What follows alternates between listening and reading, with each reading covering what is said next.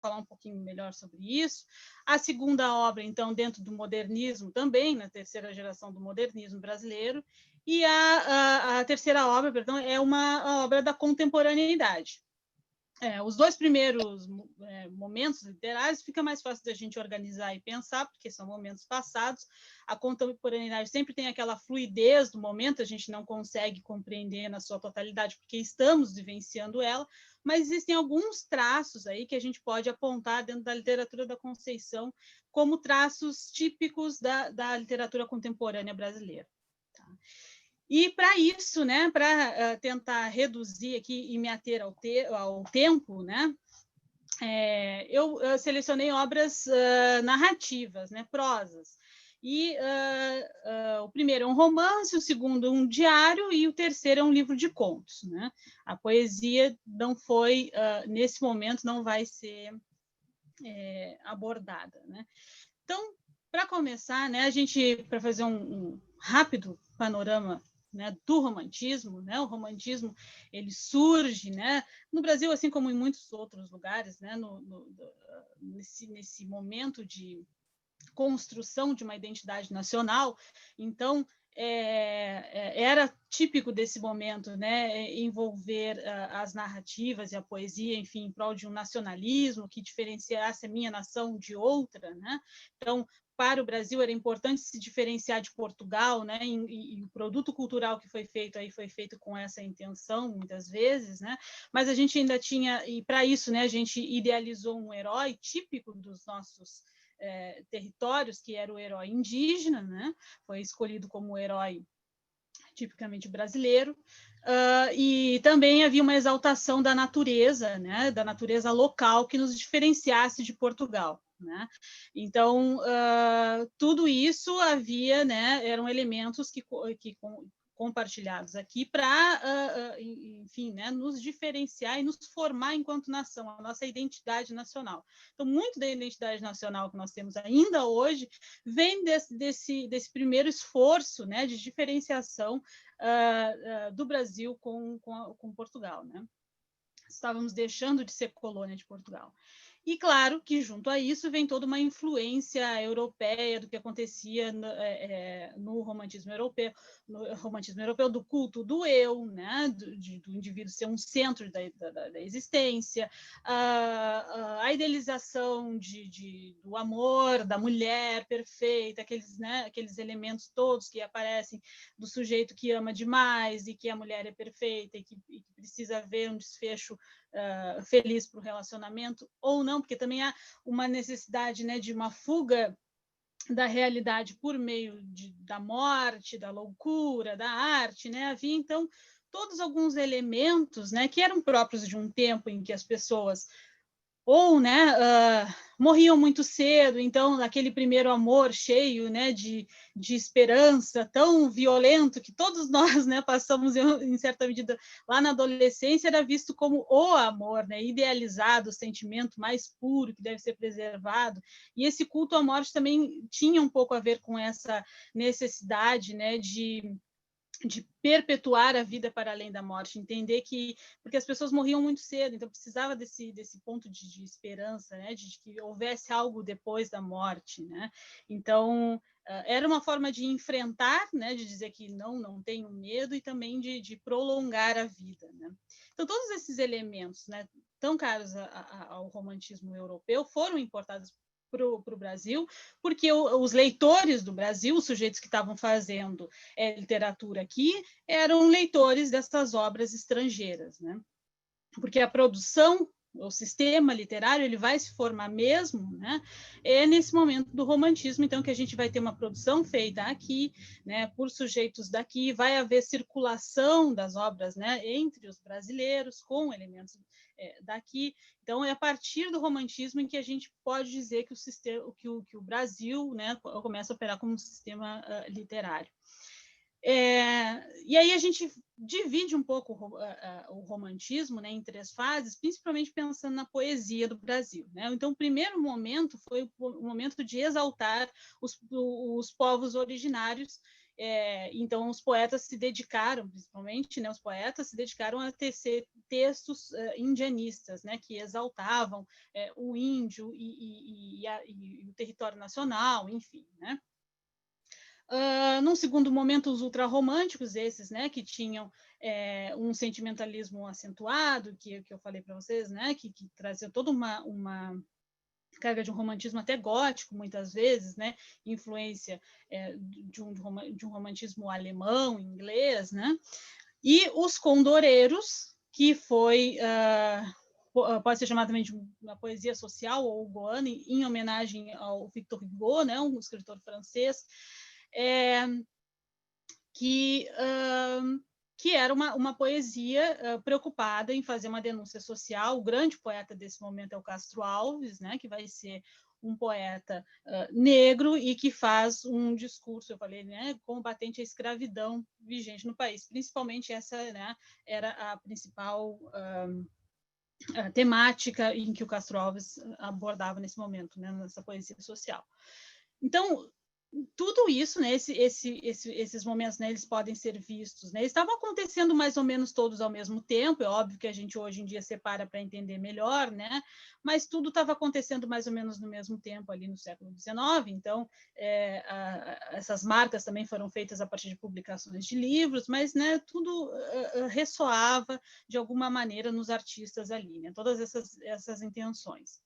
E no romantismo, nesse mesmo período, no século XIX, chega a imprensa no Brasil, né? E isso fez com que também fortalecesse a criação desse sistema literário, porque a partir daí foi possível publicar jornal, livro, e se barateou o comércio, porque era algo raríssimo, né, muito caro de se consumir, então só as pessoas com mais posses tinham acesso a esses materiais, e agora, com a chegada da imprensa, isso ficava mais barato, mais acessível, né? Mais acessível, obviamente, a gente tem que pensar ainda que não chegava às classes menos abastadas, obviamente, ainda circulava no meio de uma intelectualidade, de uma burguesia, pequena burguesia que vivia no Brasil.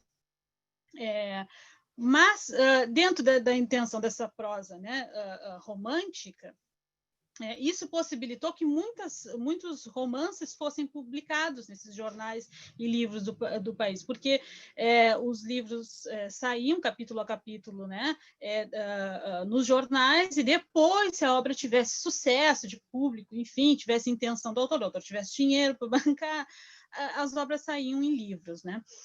E houve um escritor, principalmente, que tentou fazer um projeto de Brasil, que é o José de Alencar. Eu não sei se alguém quer falar alguma coisa ou se... Não? Foi Não, o José de... só que foi interessante a ideia de que no romantismo que exaltaram o índio como herói, porque tinha escravidão até esse tempo. Não sei bem o tempo do romantismo, parece. Sim, sim. É estranho. É muito... Por um lado, são os pobres, os selvagens, e na literatura exaltam. Não sei. É muito paradoxal. É incompreensível até hoje, porque realmente, se a gente fosse analisar a realidade do povo, né, dos povos originários, dos indígenas que viviam aqui no Brasil, eles foram dizimados, eles foram escravizados, né, eles foram marginalizados de todas as formas possíveis, né, mas houve nesse momento, no momento, né, da construção da identidade nacional, uma exaltação desse sujeito como o herói nacional, mas isso depois não repercutiu, isso não vingou, digamos assim, a gente diz no Brasil, isso não se apresentou de novo, né? A gente vai ter um outro momento que a gente vai falar aqui, em que vai tentar se recuperar de novo a imagem do indígena como um sujeito bastante protagonista dentro do Brasil, mas isso nos outros momentos, né, ele vai ser apagado de novo.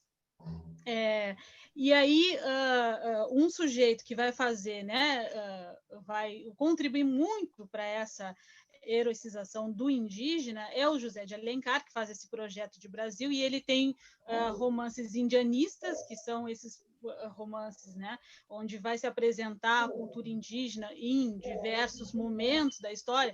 Então, tem obra que trata de antes da chegada dos portugueses, né, um romance sobre os indígenas vivendo aqui antes da chegada dos portugueses, depois no contato com a chegada dos portugueses, e depois, né, depois da chegada, quando o índio já estava convivendo com os brancos que estavam aqui, enfim, ele vai trazer um tratamento que depois eu acho que nunca mais o índio teve dentro da literatura nacional, né?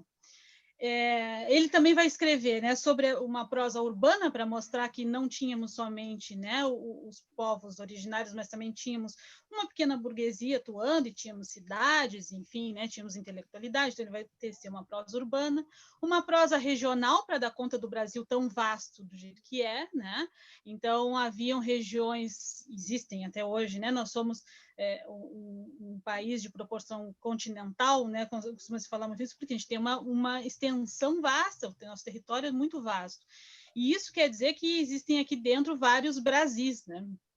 A gente tem o sul, a gente tem o norte, o nordeste, e, de certa forma, temos peculiaridades em cada região que nos aproximam e outras que nos afastam, nos diferenciam um pouco, né? Então, isso vai ter influência desde a chegada dos povos, né, das imigrações, da própria natureza, de como se organizou a política nessa região, de como, né, como a sociedade se organizou em determinadas regiões, enfim, né, uma série de elementos que vai nos diferenciar.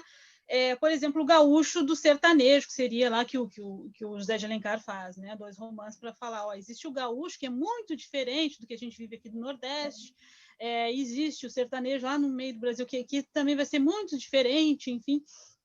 Ele vai tentar dar conta de mapear todo esse Brasil e mostrar na sua literatura, né? Então, por isso que a gente também...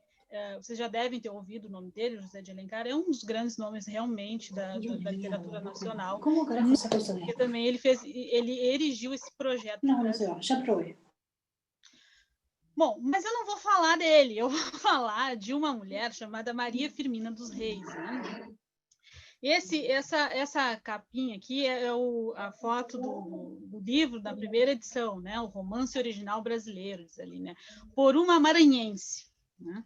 Que foi publicado em 1859. Ele saiu primeiro no jornal, né?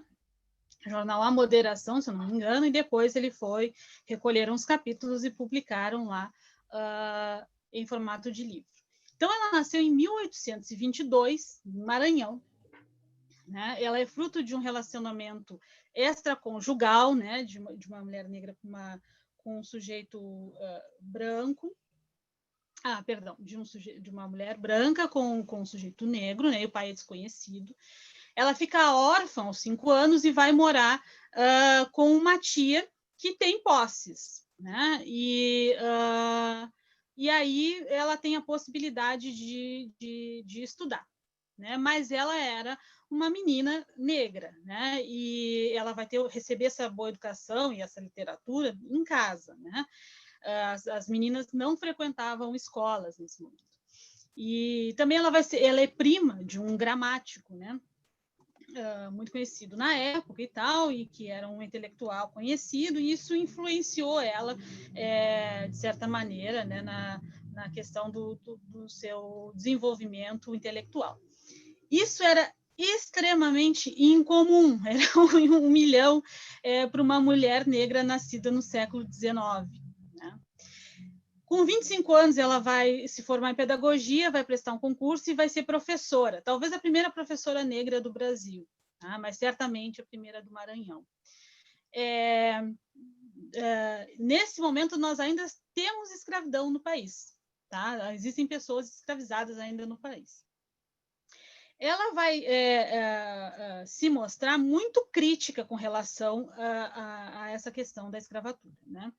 Quando ela é aprovada, a atitude pública dela, né, que ela demonstra isso, é que quando ela foi aprovada professora, era comum, né, uma pesquisadora relata aqui, que as pessoas desfilassem nas costas dos escravos, né, num palanque.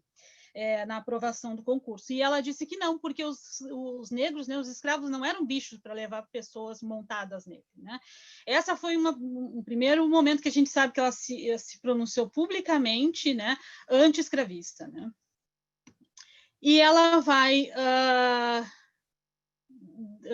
aprimorar esse discurso, em muitos discursos, ela vai trabalhar, né, conjuntamente com outras pessoas num hino da alforria, ela vai se engajar realmente, né, nessa questão durante muito tempo da sua vida, e ela vai fundar Então, isso vai ser uma marca, né, de todo o posicionamento da Maria Firmina na sua vida intelectual e profissional.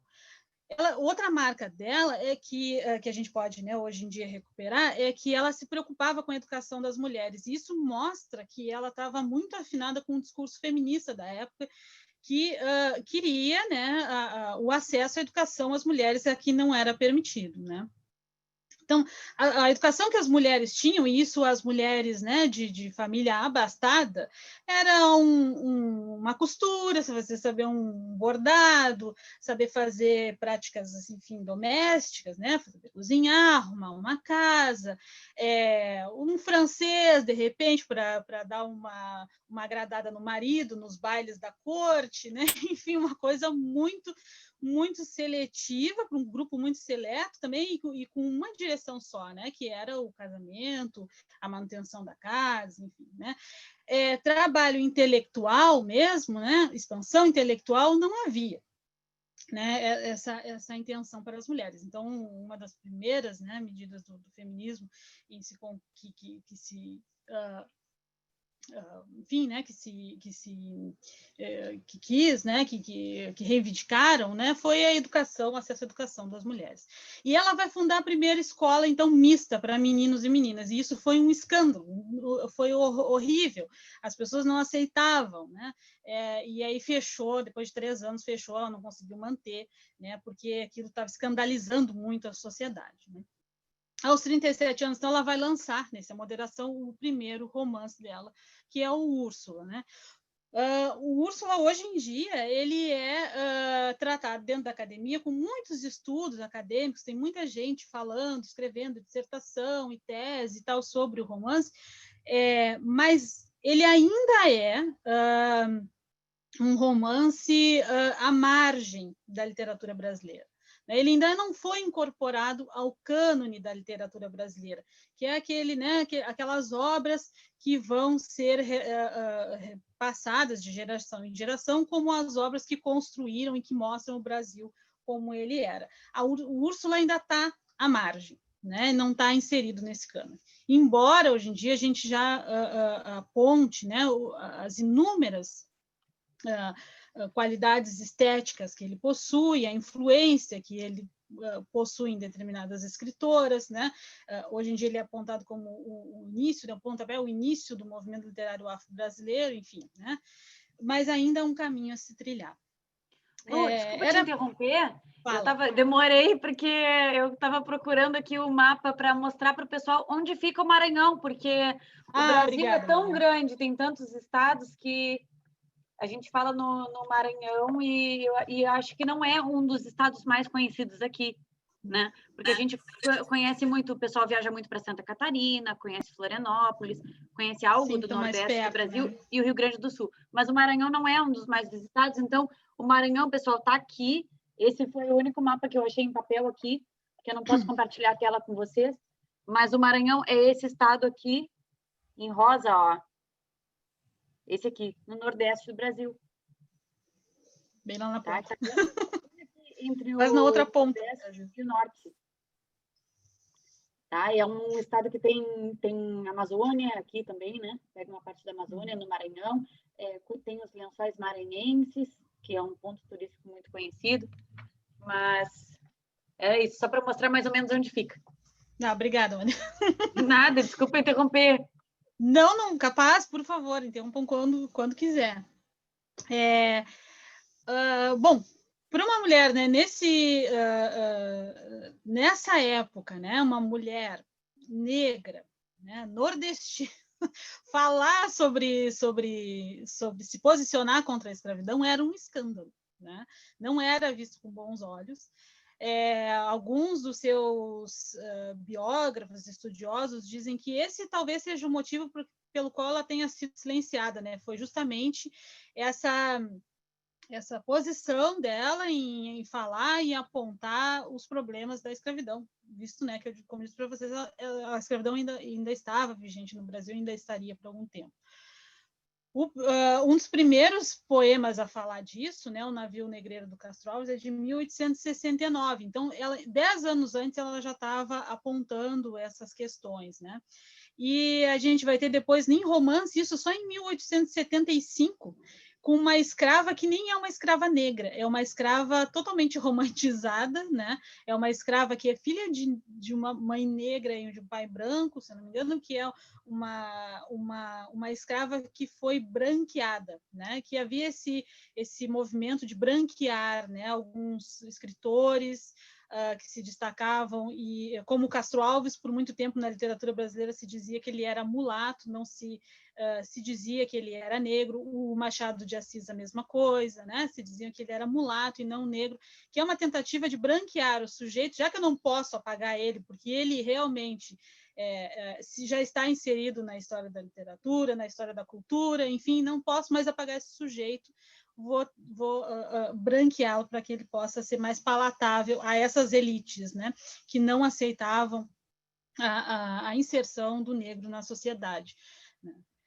Bom, e aí ela vai escrever ainda por muito tempo na sua vida, ela vai morrer com 95 anos, né, sempre escrevendo contos, poesias, crônicas, ela vai manter um jornal para poder escrever.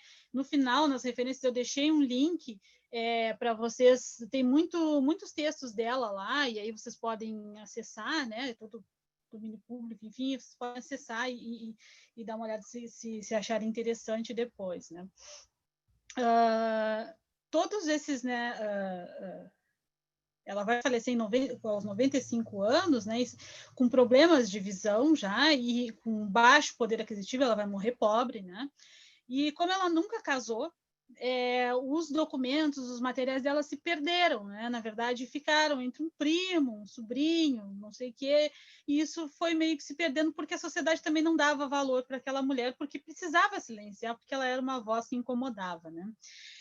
Só em 1960, 101 anos depois, um sujeito achou o livro, a primeira edição, num sebo,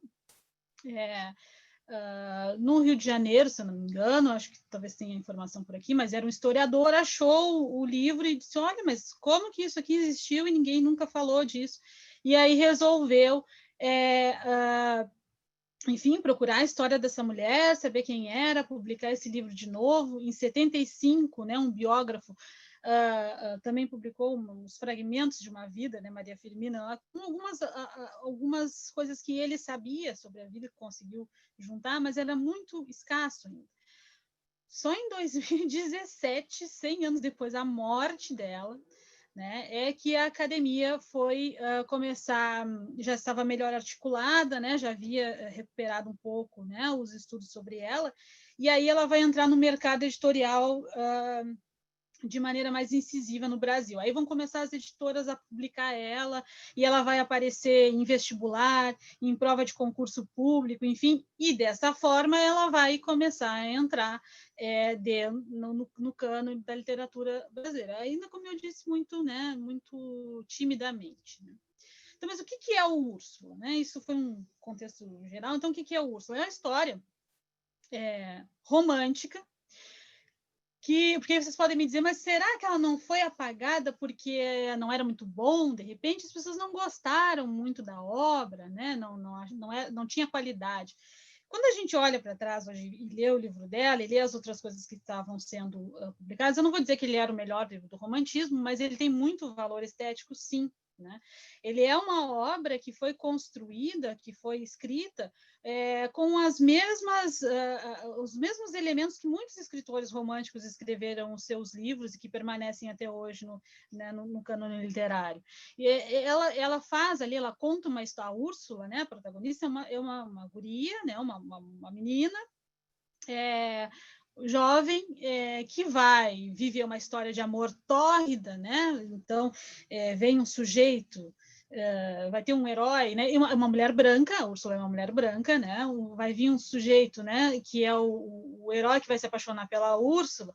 Ele chega assim na narrativa, ele sofre uma decepção amorosa, quase morre, sai andando com o cavalo cai em cima dele, e aí um sujeito encontra ele, que é o Túlio, né? Quase morto de amor, de decepção amorosa. Então, aquele exagero assim, romântico está muito presente ali. E aí ele se recupera, e aí ele vê a Úrsula e se apaixona, enfim, eles vivem uma história de amor, que vai ter um desfecho também muito comum no romantismo, né, com vários conflitos, com vilões, né, enfim, né, que vão se antepor a isso. Mas, em meio a toda essa história romântica, né, com várias reviravoltas, né, enfim, a gente vai ter a presença de dois personagens, né, o Túlio e a Susana, que são personagens que se destacam, né, nessa obra. Por quê? Porque se a história fosse só a história da Úrsula, né, com as suas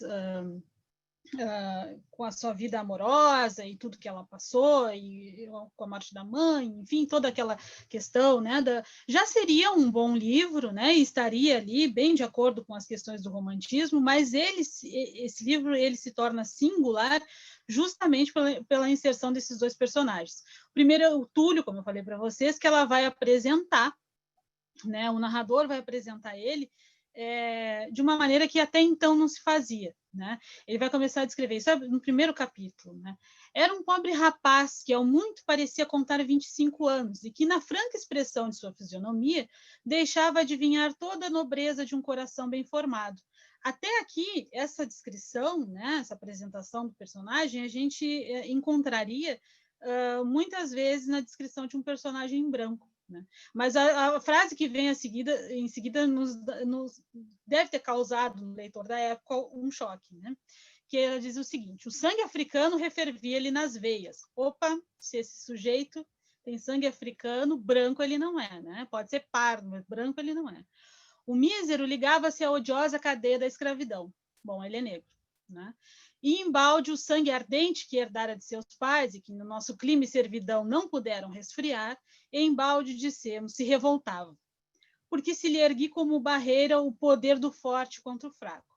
E o mísero sofria, porque era escravo, e a escravidão não lhe embrutecera a alma, porque os sentimentos generosos que Deus lhe implantou no coração permaneciam intactos e puros como a sua alma. Era infeliz, mas era virtuoso. Isso é a primeira vez que ela insere um personagem negro na literatura, que alguém insere um personagem negro na literatura brasileira, humanizado.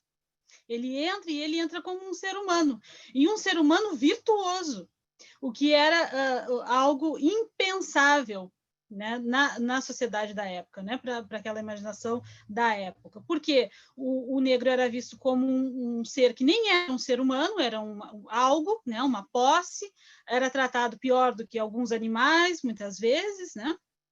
Enfim, toda aquela história da escravidão que vocês já sabem, já conhecem, né? Então, toda aquela desumanização que havia na sociedade se refletia também na literatura, e aqui ela nos mostra uma outra coisa. Ela nos mostra um sujeito que era virtuoso, que ele era sofrido, que ele sofria muito, mas mesmo assim ele permanecia bom, né?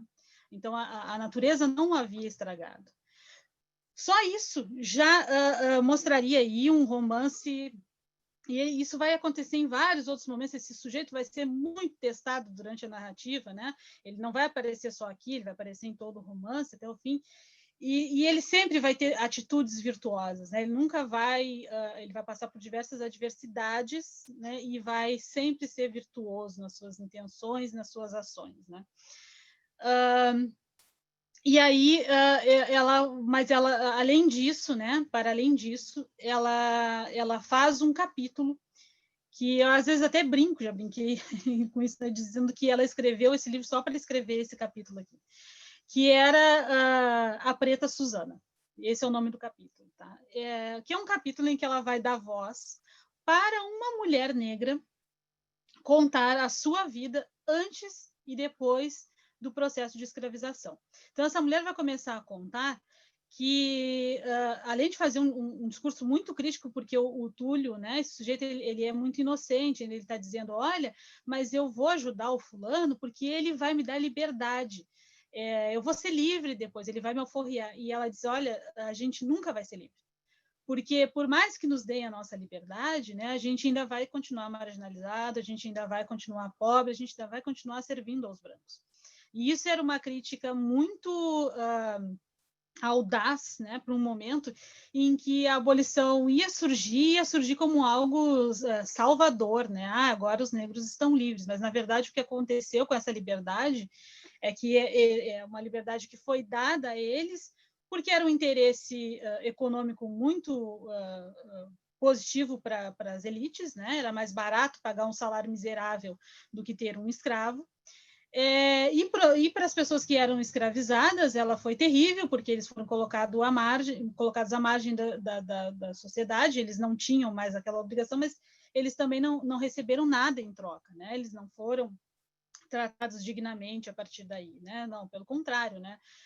Foram tratados com outras formas de tortura e marginalização, mas ainda assim, né? Não receberam a dignidade que mereciam. Não foram inclusos na sociedade, né? Então, ela vai dizer, não, tu não vai ser livre, e eu vou te contar toda a minha história. E ela conta a história dela, remonta a história dela na África, com a família dela, com a filha, a beleza que era a África, né? A natureza de lá, né? Como ela trabalhava com a mãe e as amigas que tinha. Isso tudo, gente, hoje em dia parece bobo, mas se a gente parar para pensar na época, ninguém ouvia essas pessoas não tinham identidade, essas pessoas não tinham história, essas pessoas não tinham memória, né? Elas chegavam aqui como escravos e elas eram só isso, elas não eram Suzana, elas não eram Túlio, elas não eram Suzana, elas não tinham passado anterior, porque isso facilitava o processo de escravização para o branco, deixava mais cômodo, né? Sempre todas as barbáries, né, que aconteceram na história do mundo, né, elas começam contra outro ser humano, elas começam assim, desumanizando o sujeito, porque aí é mais fácil eu maltratar, eu matar, eu torturar, porque isso não vai me pesar enquanto consciência, né? Isso é a base desse movimento de escravização dos africanos, né? E aí, Lu, eu acho que tem a ver, talvez tenha a ver também com o que acontece hoje em dia, que já todo mundo se refere à África como se fosse um país, né? Exato. E vem da África, tudo igual, lá da África. Isso. Então, as pessoas conhecem o nome de vários países, de vários continentes, mas da África é a África. É a África. Porque não escutam a história das pessoas que vieram de lá, do seu país, né? Exatamente. Até hoje, né? Até hoje, sim. Essas coisas todas, infelizmente, que eu estou apontando aqui, algumas coisas reverberam no Brasil e em vários lugares do mundo. Né? E isso é uma forma de apagar esse sujeito. Não, tu não tem história, tu não tem povo, tu não tem ninguém. Então, vai aí fazer um trabalho desumano, né? E não tem problema, tu não é um sujeito mesmo, né? Um ser. Mas ela vai falar, criticar muito isso. E isso é óbvio. E ela vai ter outros contos e outros romances, ela vai tratar disso, mas aqui, né, isso é muito forte. Esse é o primeiro romance dela. E eu imagino que na época tenha sido realmente um escândalo imenso. E ela vai contar não só, né, o que ela sofreu lá, né, quando foi capturada, vai fazer uma crítica bastante incisiva a esses sujeitos que a capturaram. Ela vai dizer isso, aqueles sorrisos burros, eles não entendiam nada, eles eram ignorantes, né? Se contrapondo a uma inteligência que não era comum também de se apontar, né, do sujeito negro. E ela vai contar como foi capturada, que ela não veio com a família dela, ela deixou tudo lá. Foi trazida nos navios negreiros, que era uma outra forma desumana de tortura, né? Enfim, para o Brasil. E na chegada aqui ela teve um senhor que era horrível, que é o vilão da história, né? É o Fernando. E depois ela passou por um outro senhor que também era horrível e que maltratava ela. e que agora ela tinha uma certa tranquilidade, porque ela tinha passado ela era escrava de da mãe da Úrsula, né? E que aí essas mulheres, né? A Úrsula e a mãe dela eram mulheres bondosas e tal, mas ela se mantinha escrava e ela tinha consciência disso. Ela não ao contrário do Túlio, que nasceu aqui, não teve esse choque, né? Nasceu no Brasil, escreveu mais no Brasil, ela tinha consciência de que mesmo que elas tratassem bem, ela ainda mantinha aquela saudade da liberdade dela, do povo dela, da filha dela que ela nunca mais viu, enfim, né? Ela tinha consciência disso e ela sofreu isso até o fim da vida, né?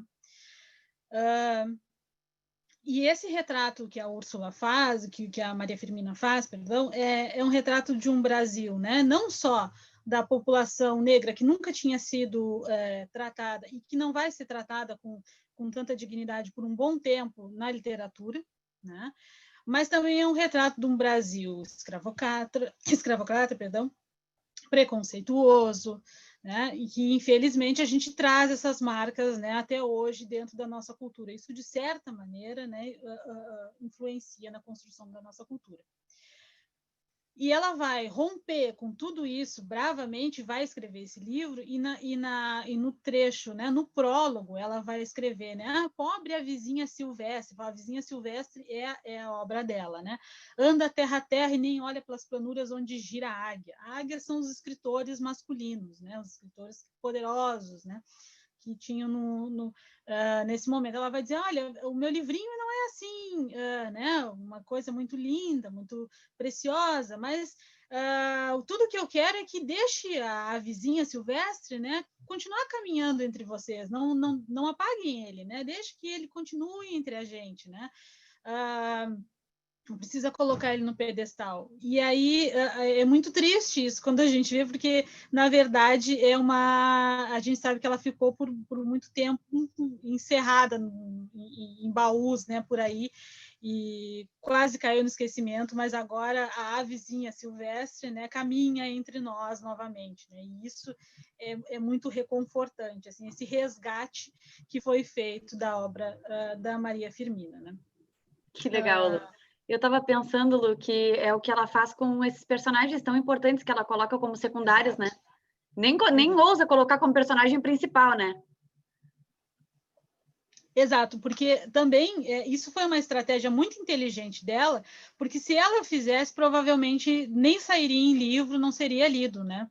Mas em meio àquele romance que vai, porque ela precisava ser lida, né? E para a época, toda essa crítica social estava ali misturada com esse romance, né, que estava acontecendo em paralelo, mas de uma certa forma o sujeito lia, porque ele vai ler, né, a história de amor da Úrsula lá e depois de Desencanto, enfim, e é uma história que ela vai tomando proporções, que ela começa meio devagar, mas depois ela vai tomando proporções que tu fica, meu Deus, e o que acontece agora? O que acontece, né? Aquele típico folhetim, né, que nos dá vontade de ler, e aí, ao mesmo tempo, ela vai inserindo essas outras temáticas, né?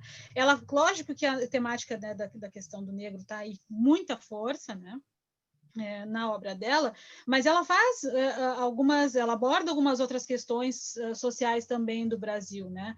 Tem a questão do sujeito que tem posses e acaba abusando do sujeito que não tem uma mulher, né, que vai se casar por interesse, enfim, para ascender na sociedade.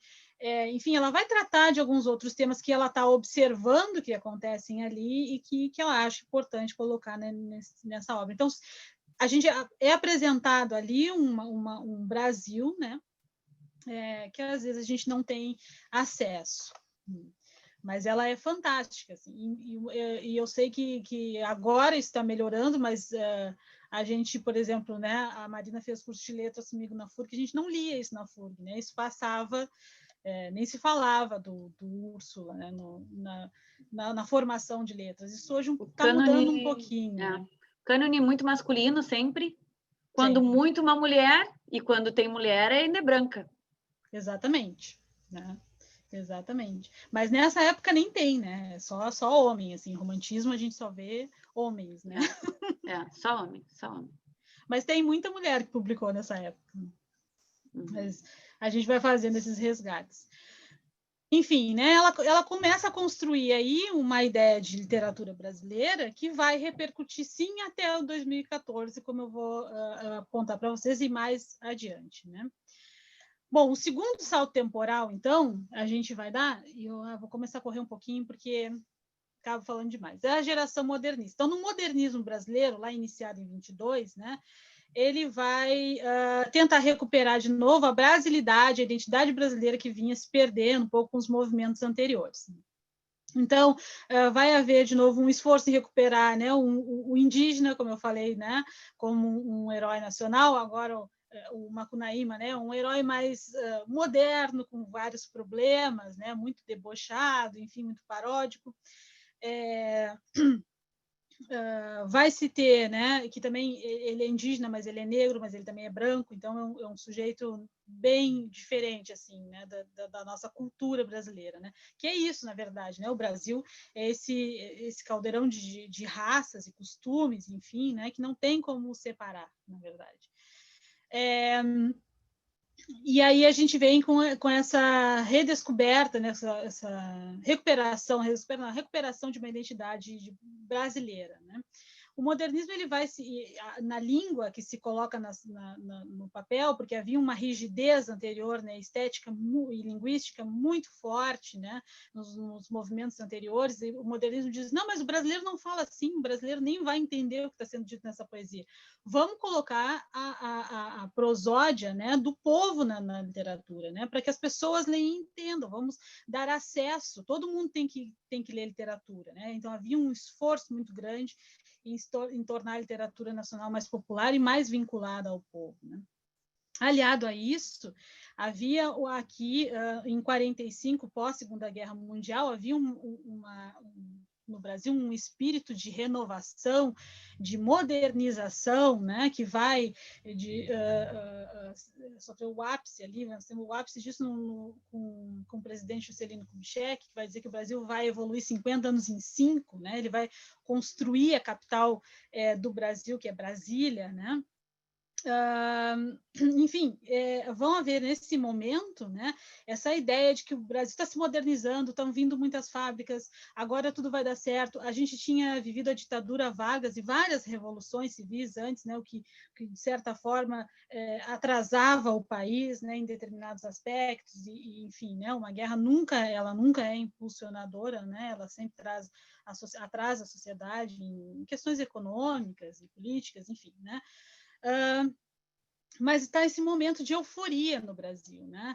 Essa euforia não vai durar muito tempo, porque em 64 nós vamos ter o golpe, né, militar, e aí as coisas essa euforia vai se manter, né, como fachada, mas na verdade essa nova ditadura militar que chega em 64, ela vai acabar atacando principalmente a cultura brasileira, vai sofrer muito com isso, né? Mas esse ainda não é o momento, né? O momento da terceira geração que eu quero mencionar aqui principalmente, ela está preocupada, a prosa, né? Mas a publicação, o gênero que mais se publica nesse momento, ela tenta abarcar questões da prosa urbana, por exemplo, né? Falar dos espaços das cidades, esses espaços modernos que estão surgindo no Brasil, essas indústrias, essas fábricas. Vai, ao mesmo tempo, né, se tem um olhar para a prosa regionalista ainda, né, o Grande Sertão Veredas, olhando lá para o sertão, o que está acontecendo nesse meio rural, como é que esse sujeito fala, então, né, o Guimarães Rosa ele vai ter um tratamento muito elaborado da questão linguística, e ao mesmo tempo a gente tem uma prosa intimista nascendo aí, né, e se fortalecendo, e aí tendo a Clarice Lispector, talvez como, né, o expoente maior dessa geração, que é uma prosa mais íntima, mais existencialista e subjetiva, e que pensa o ser, né? Em meio a tudo isso, né, essas três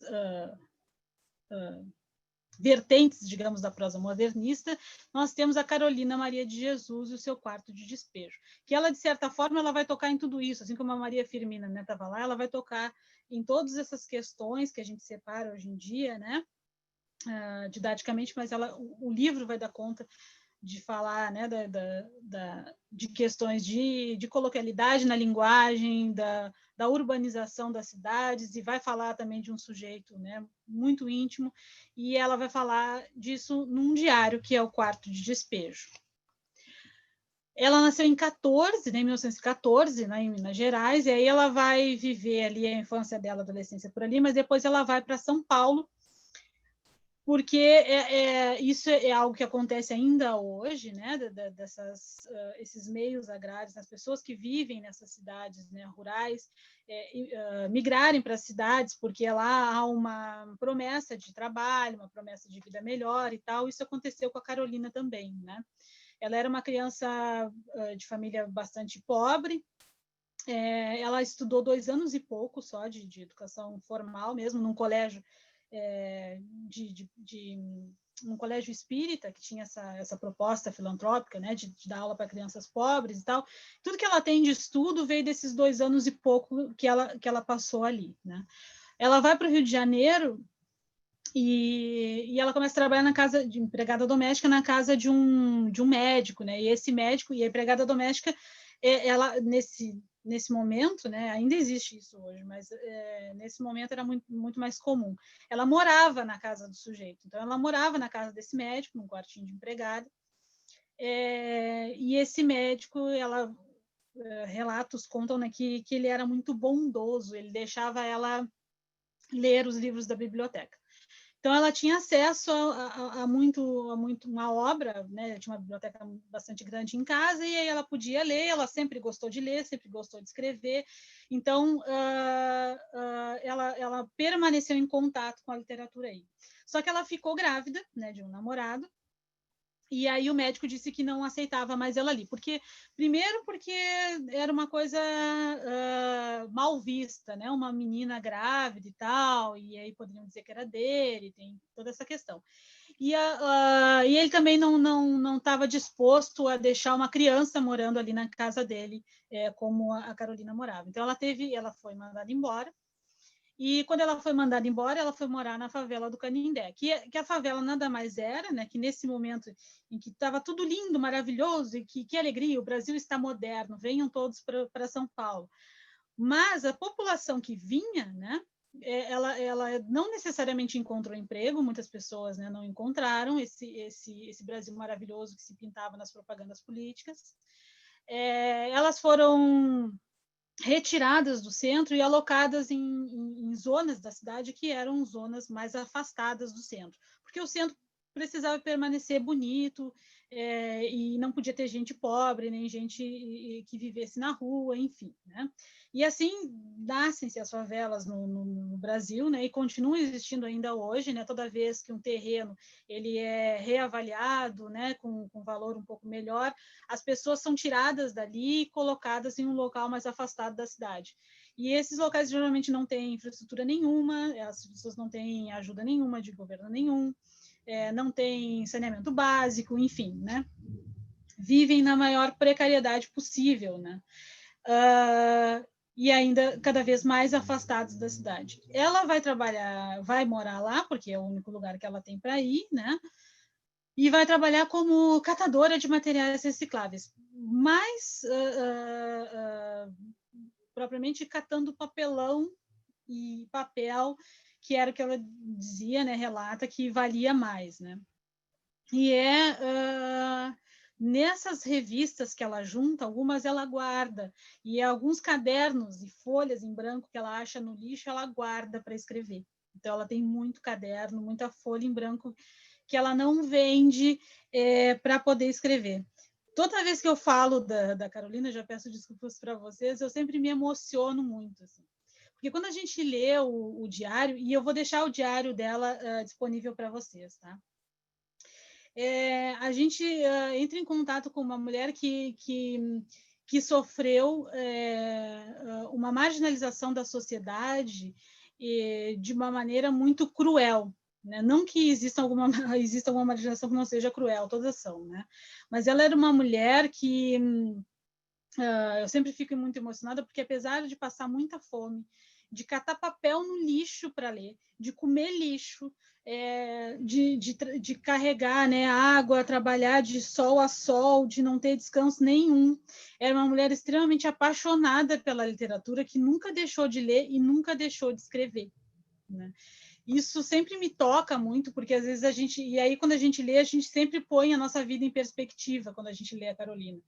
Porque hoje em dia a gente reclama que está preso em casa, né? A gente que ainda está em quarentena, a gente reclama que está preso em casa, a gente reclama que tem que usar máscara, a gente reclama que tem que usar álcool gel, né? E existem pessoas lutando uma batalha muito mais pesada, muito mais penosa, e a Carolina foi uma dessas, e que escreveu ainda tinha momentos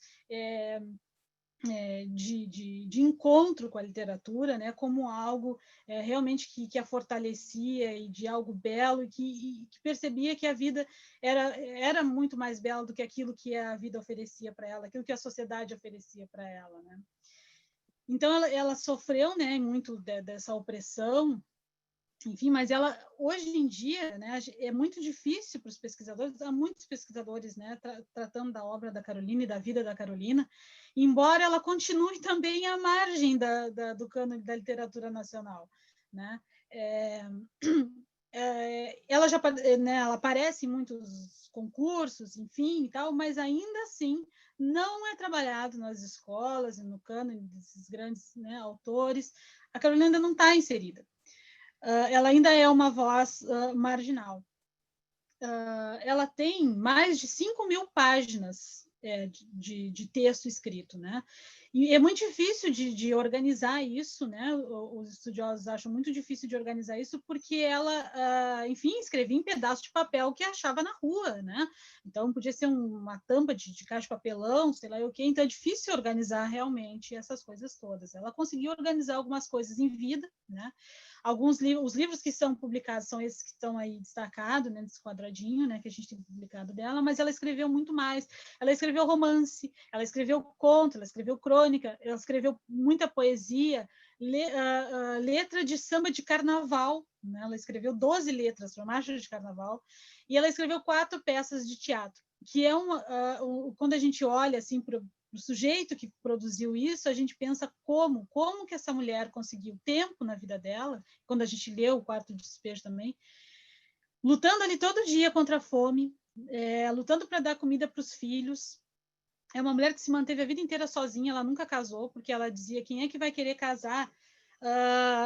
Primeiro porque ela via a violência que as mulheres da favela sofriam dos maridos, né? E ela disse que não queria aquilo para ela, não queria homem nenhum batendo nela, nos filhos dela. Então ela tem 2 filhos, né? Frutos de namoros que ela teve, ela tinha namorados, mas ela nunca casava. E ela dizia, como é que eu vou casar? Quem é que vai querer casar com uma mulher que gosta de ler, que gosta de escrever, que se levanta de madrugada e quer ler, que precisa ler, que precisa escrever? Ninguém. Então, eu também não quero. Vou ficar assim. Vou namorar de vez em quando estou com vontade, mas não quero casar com ninguém. Mas isso, né, gerou um custo para ela muito difícil também. A vida foi muito mais árdua, porque ela não tinha quem a ajudasse, né? Ela era sozinha com os filhos dela. Mas os filhos foram muito... bem criados. A filha é professora, foi uma grande alegria para ela, enfim, né? E ela escrevia desse jeito, né? Ela até quando ela chegou no Rio de Janeiro, quando ela saiu, como ela gostava muito de escrever, ela um dia disse, eu quero... Ela foi num jornal, eu disse, eu quero escrever para esse jornal. Eu sei escrever, eu sei fazer matérias, eu sou uma poetisa preta, ela se apresentou, né? Eu faço poesia e tal, eu sei escrever, posso fazer um texto para vocês verem. E, obviamente, ela não foi contratada porque ela era negra, porque ela era pobre, né? Ela estava chegando ali no Rio de Janeiro. E esse sonho meio que foi abafado e ela foi trabalhar de empregada doméstica, né? A gente sabe um pouco da vida da Carolina através dessa biografia que eu coloquei aqui, que é a Carolina, uma biografia do Tom Farias, que ele vai recolher documentos e o próprio depoimento dos filhos dela também, né? Então, para nos contar um pouquinho sobre a vida da Carolina, né? E aí a gente vai saber que ela estava escrevendo escrevendo as coisas dela, enfim, ela nunca parou de escrever, né? E um dia chega um jornalista, o Audálio Dantas, na favela do Canindé. Ele foi mandado lá para ele fazer uma reportagem sobre a favela que estava nascendo recentemente ali. E havia, nesse momento, no Brasil também, uma efusão de jornalistas autorais, né, que queriam fazer matérias e impulsionar essas matérias como biografias e tal, né, e narrativas, né? E o Audálio Dantas era um desses sujeitos, né? E ele foi lá para fazer a matéria sobre a favela, para o jornal, e aí a Carolina mostrou para ele assim, eu sou escritora, eu escrevo. E ele ficou maravilhado. Aí ela convidou, ele entrou, viu as coisas que ela escrevia, e ele ficou maravilhado, porque aquilo era a obra da vida dele, né? Ele poderia, às vezes, se tornou conhecido, né? Por causa da Carolina de Jesus, pelo resgate que ele fez. Ele levou, apresentou para uma editora, tentou organizar junto com ela ali as coisas e encaminhar isso, né, para ser vendido. Isso em 1960, né, em 1959, 1960, por ali. Ele teve uma tiragem inicial de 10 mil exemplares, tá, o Quarto de Despejo. E na noite de autógrafos foram vendidos 600 exemplares. No fim do ano, 100 mil cópias, o que é uma marca recorde, assim, nunca se consome tanto livro no Brasil, né? Ele foi republicado já para 13 línguas, a mais de 40 países, né? E até em 1998, ele tinha mais de 1 milhão de cópias vendidas em todo o mundo, né? Sendo, inclusive, o texto brasileiro mais publicado de todos os tempos. Mais que o Paulo Coelho. E a gente mais que o Paulo Coelho. Mais que o Paulo Coelho. Segundo a Bela, mais que o Paulo Coelho. E a gente não ouve falar dessa mulher na academia, mas por quê? Né? Porque, de novo, vocês vão me dizer, mas será que ela não era muito destoante, não tinha qualidade, né? E não é verdade, ela tinha muita qualidade, ela era uma mulher de uma inteligência ímpar, que mesmo não tendo acesso, pouca educação, sabia trabalhar com as palavras e com a narrativa, né, e com as reflexões filosóficas que ela faz da vida de maneira brilhante, né? Que legal. Mas, obviamente, havia aí um preconceito de raça e de classe, né, e de gênero também, né, que relegaram essa mulher ao esquecimento. Ela teve um up nas vendas, digamos assim, né? E quando foi lançado, principalmente porque nesse momento a Clarice já era a Clarice Lispector, né? Já era a grande escritora do Brasil. E quando a Clarice soube dessa mulher através da reportagem, ela quis conhecer a Carolina e ela disse que ia ajudar a Carolina a publicar o seu livro e as suas obras, enfim, né? E ela o fez. Só o que faltou para a Clarice talvez tenha sido, né, a malícia, e para a Carolina também, mas a Carolina a gente entende, de talvez agenciar melhor como essas obras iam ser distribuídas e vendidas. Porque agora vocês devem pensar, mas essa mulher deve ter morrido rica, porque só o primeiro livro vendeu tudo isso, né? Não, ela morreu pobre, vítima de uma doença respiratória que ela foi, né? Enfim, é uma doença respiratória que ela teve por causa da vida muito dura que ela levava, e da fome, do frio que passava, enfim. Nossa. Tudo que ela conseguiu foi comprar uma casa com um pouco de terra, onde ela plantava uma hortinha e tal, e porque as editoras tomaram conta do dinheiro dela, e os agentes literários muito espertos também tomaram conta do dinheiro dela, e ela não viu quase nada. Tudo que ela conseguiu foi um pouquinho de dinheiro para morrer. Ela não precisou mais catar papelão, ela tinha uma mesadinha ali, mas é que era muito inferior ao dinheiro que ela deveria ter recebido realmente da publicação dela. Lu, eu vou aproveitar o momento, eu vou ter que sair agora, porque o Rafael vai entrar numa aula nesse momento, nesse computador. Eu passei o anfitrião da reunião para a professora Michele, então, temporariamente, eu vou sair para liberar o computador para o... Tem as coisas da aula em casa, agora tem essas coisas, né? Mas eu já vou voltar. Agora a professora Michele vai assumir o anfitrião da reunião para a gente poder finalizar. E eu vou entrar como participante no meu celular lá no quarto. Okay. Então, temporariamente eu vou sair, mas eu já volto. E a professora Michele vai estar fazendo o papel que eu estou fazendo agora, tá? Tá certo. Obrigada, Marina. Já reconecto. Perfeito. Bom, eu vou dar uma corridinha aqui, porque senão eu vou chegar na Conceição, né? Então, em vista disso tudo, né, de todas essas questões, né, vamos passar para o livro propriamente dito. Então, ela vai trabalhar muito, né? Ela vai falar muito dessa questão da fome, né? Atravessando a literatura que ela faz, né? E como uma crítica social também, né? Ela disse, né? No dia 13 de maio é o dia que se rememora a questão da abolição da escravatura no Brasil, né? E ela vai dizer, no dia 13 de maio de 58, eu lutava contra a escravatura atual, que é a fome. A questão racial novamente, né? E assim como a Maria Firmina ela vai fazer críticas, vai dizer, olha, quando é que o sujeito branco vai entender que o cara negro ele é um ser humano igual a gente, né? A escravidão ainda estamos, né? A escravidão já foi extinta, ou será que ele não sabe, né? Que a gente não está mais no tempo da chibata, né? As questões, né, ela vai trabalhar muito nas questões de gênero dela enquanto mulher que não aceita a violência, a vontade de mudar o mundo. Ela dizia que quando criança ela queria ser homem porque ela só via nome de homem na história, então ela queria ser um homem para poder ajudar o Brasil, né? E aí a mãe dela disse, então passa embaixo de um arco-íris que tu vai virar um homem. E ela disse que tentou passar embaixo do arco-íris e o arco-íris sempre fugia. E ela disse que ficava cansada, sentava e chorava, né?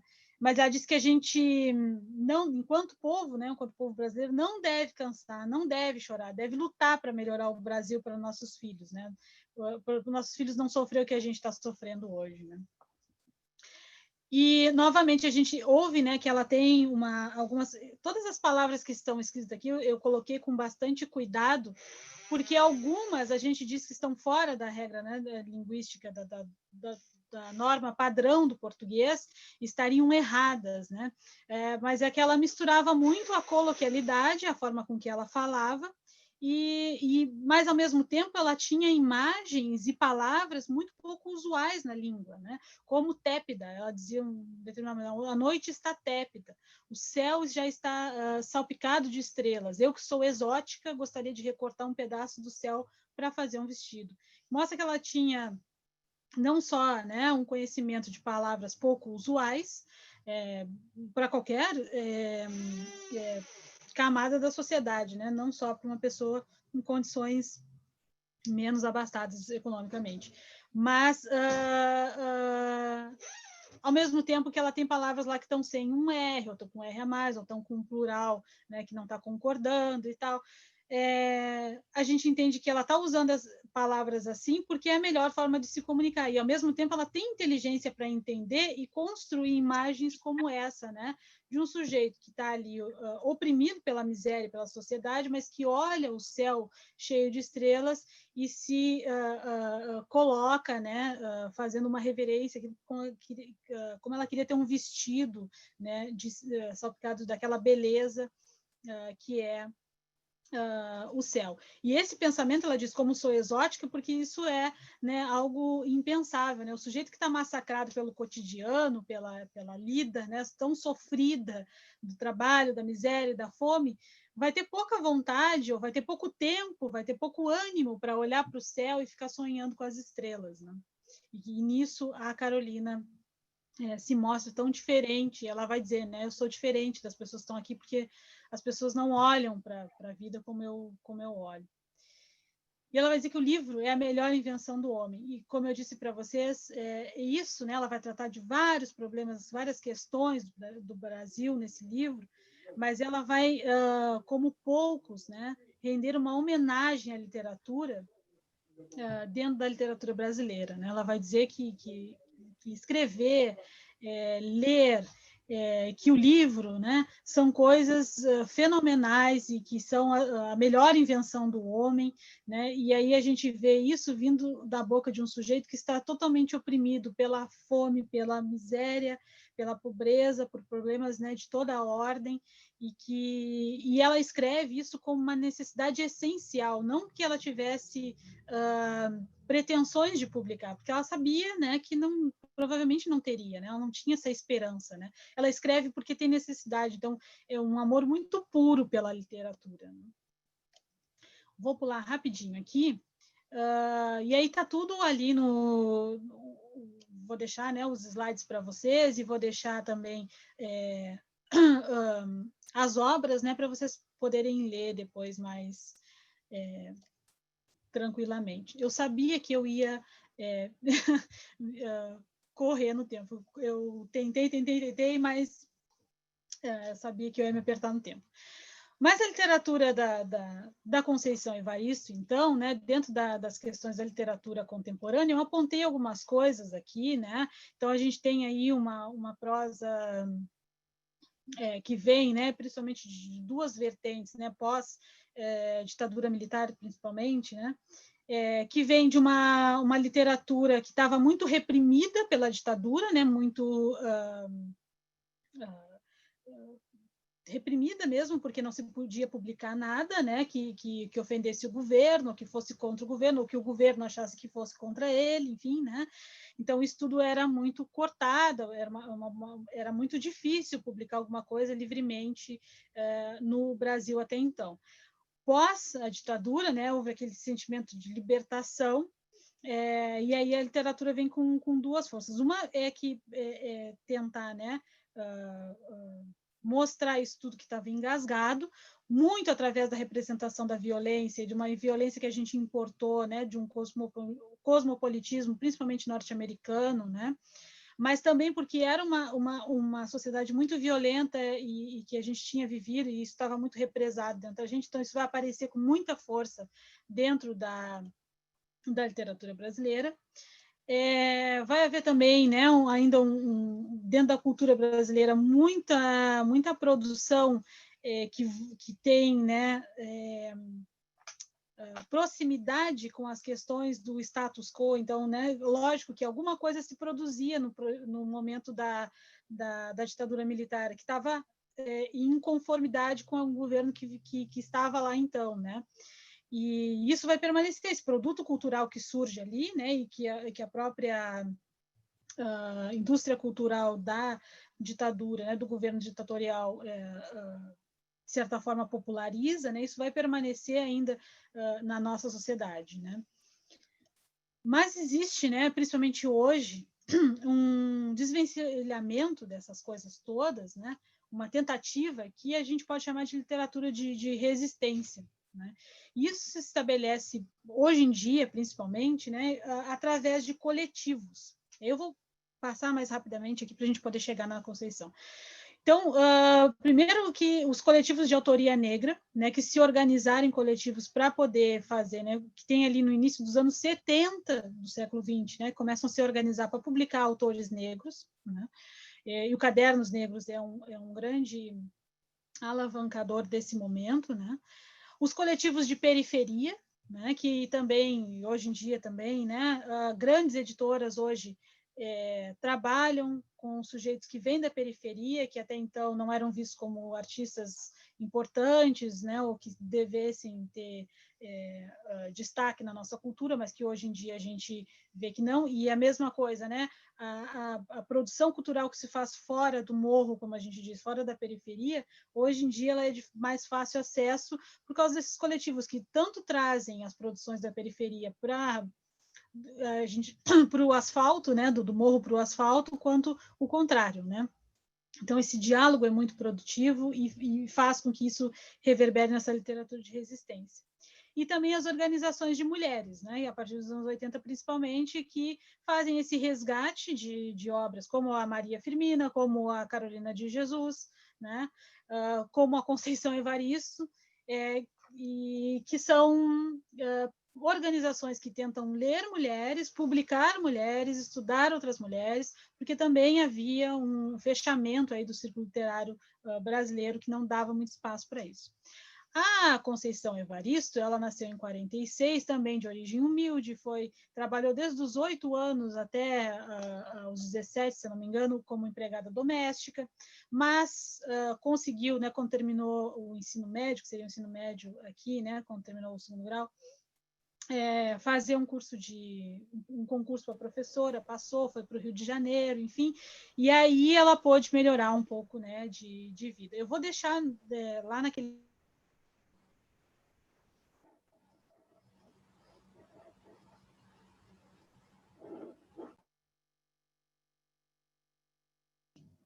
Vou me desmutar, eu fui mutado.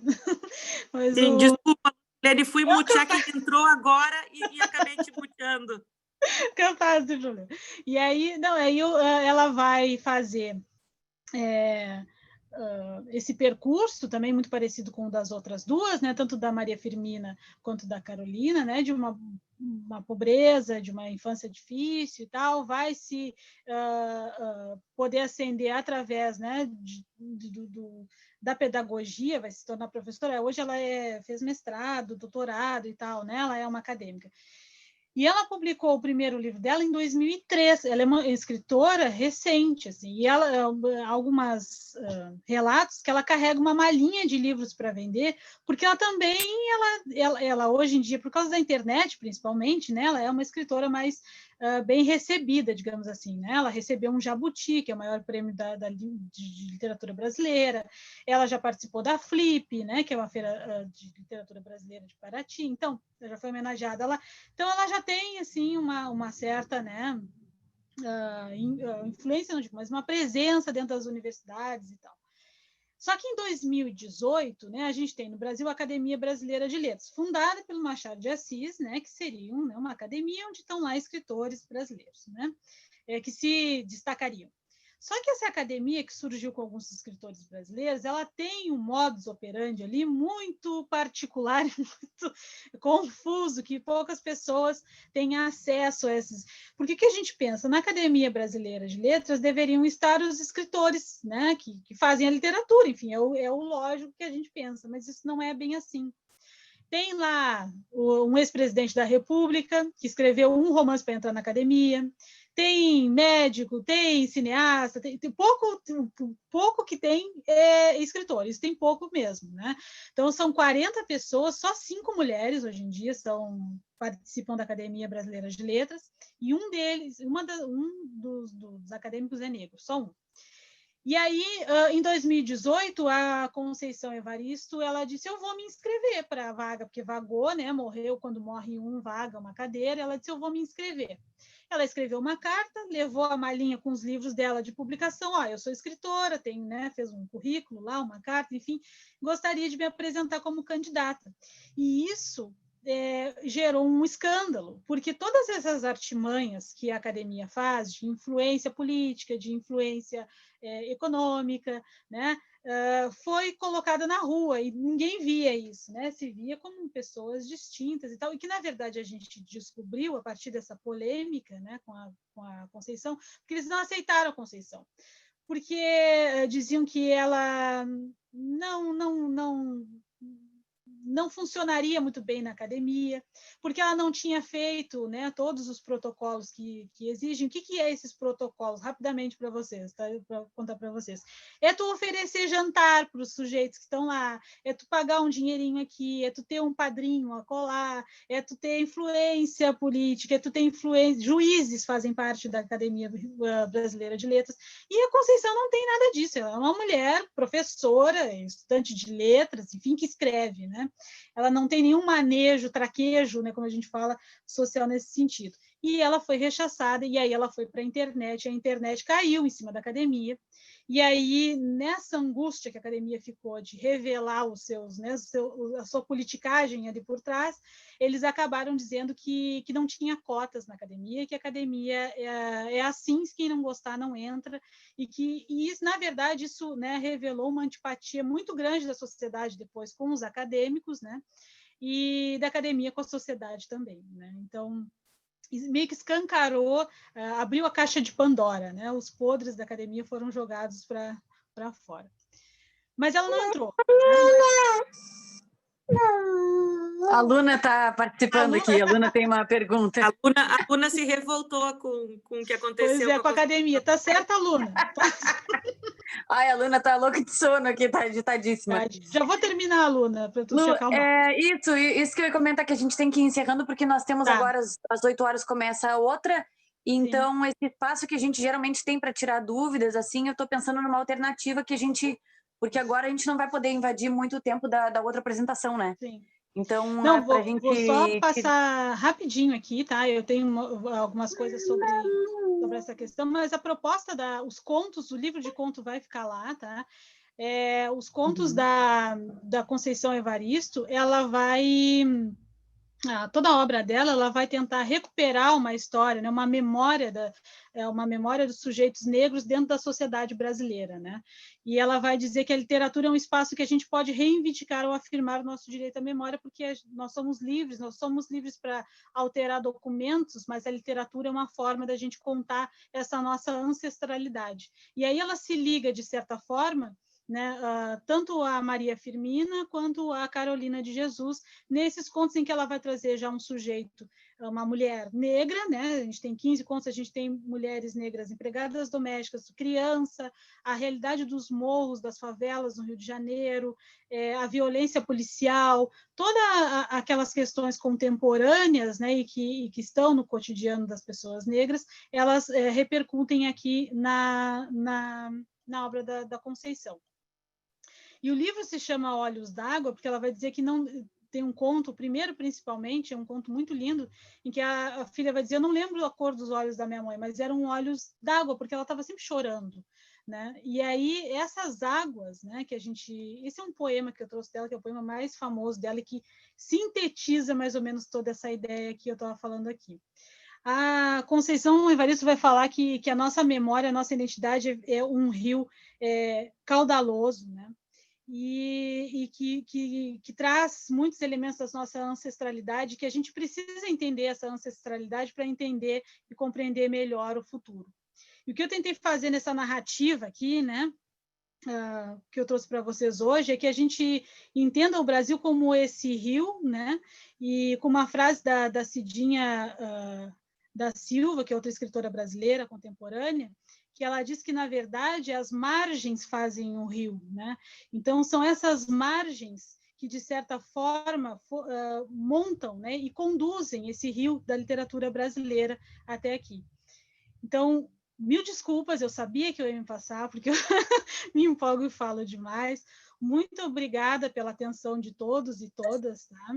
Eu estou à disposição, se alguém quiser me fazer alguma pergunta fora, em outro momento, a Marina pode passar o meu e-mail para a gente conversar, vocês podem me procurar nas redes sociais, enfim. Tá? E eu vou deixar todos esses materiais, esses livros, e espero que vocês tenham vontade ou curiosidade em conhecer um pouquinho mais da obra dessas mulheres maravilhosas, que, de certa forma, são essas margens, né, que conduzem o rio da literatura brasileira. Muito obrigada a todo mundo. Obrigada, Lu. Pessoal, eu agradeço a presença de todos vocês, agradeço a presença da Lu, que foi muito legal ela ter compartilhado isso com a gente. A Luna não está muito satisfeita. A Luna está rebelde. Mas, pessoal, eu quero dar um recadinho para vocês, depois eu vou passar a palavra para a Michele e para a Lu, mas eu quero dar um recado importante, que como a gente pegou o tempo da próxima apresentação, quem tiver dúvidas para perguntar para a Lu, tudo isso, a gente troca o endereço, eu vou pedir para a Lu colocar no bate-papo o e-mail dela, tá. E aí vocês podem escrever para ela se tiverem algum comentário, alguma dúvida, tá? Exato. Bom, teve gente aqui pedindo, né, Lu, para uma parte 2 depois com a tua apresentação, tá? Já te aviso. Estava aqui a Ugneide pedindo se dava para ter uma parte 2 com a Lu depois. Pode. Pode, com certeza. Muito obrigada. Não, obrigada a você, Lu. Super interessante, acho que também de dar voz, né, para essas mulheres, né, dentro da literatura também, acho que é super importante, né, assim que super interessante. A gente agradece muito a tua participação. Bom, gente, depois muito se alguém obrigada, tiver, Lu. ficou aí, a Lucilene colocou, então, o e-mail dela aí no chat, né? Qualquer pergunta, né, que vocês tenham, podem escrever para ela. E, bem, agora já em seguidinha, a gente desconecta aqui e já iniciamos, então, com a próxima palestra das 8h. Muito obrigada a todo mundo. Podem prazer, gente. Obrigada, Lu. Obrigada, pessoal, pela presença. Um beijo. Obrigada. A gente se vê na próxima. Beijo grande.